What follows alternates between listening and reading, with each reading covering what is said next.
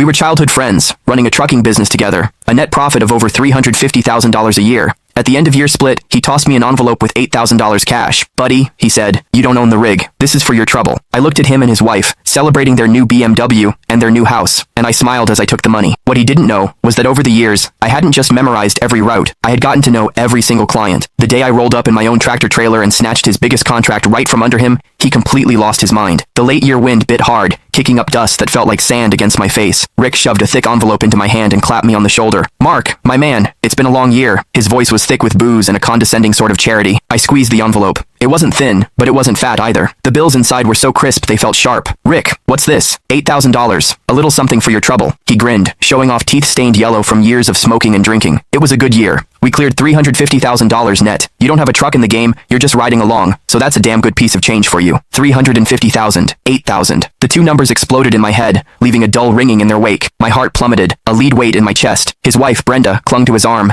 dangling the keys to a brand new BMW. The blue and white logo seemed to burn into my eyes. Mark, you just keep working hard for my Rick next year, and we'll take care of you. Her hand, with its fire engine red nails, fished a set of house keys from her purse. She tapped them against the floor plan of their new home. This one's 1,800 square feet. We close next week. You'll have to come to the housewarming. I watched the raw, unfiltered happiness and pride spilling off them. I felt like a ghost at their feast, a complete and utter joke. I forced the corners of my mouth into a smile that felt like cracking plaster. Thanks, Rick. Thanks, Brenda. I stuffed the $8,000 into my pocket. My hands were steady, but my fingernails were digging so deep into my palms, I thought I might draw blood. The dinner was at the nicest steakhouse in town. The private room was stuffy with heat, and the food on the table was arranged like art. I had zero appetite. My mind drifted back to the endless days and nights on the road. The summers, when the cab was a steam box with no AC, and I had to chug lukewarm water and pinch my own thigh just to stay awake. The winters, when we were snowed in on some godforsaken mountain pass, gnawing on frozen sandwiches for 2 straight days. I once drove for 3 days straight to make a rush delivery, my eyes so bloodshot the whole world seemed to shimmer and shake. And where was Rick during all of that? He was at home, tucked into his warm bed, AC blasting, making the occasional phone call to manage me remotely. Mark, keep an eye on that load. Can't have any issues.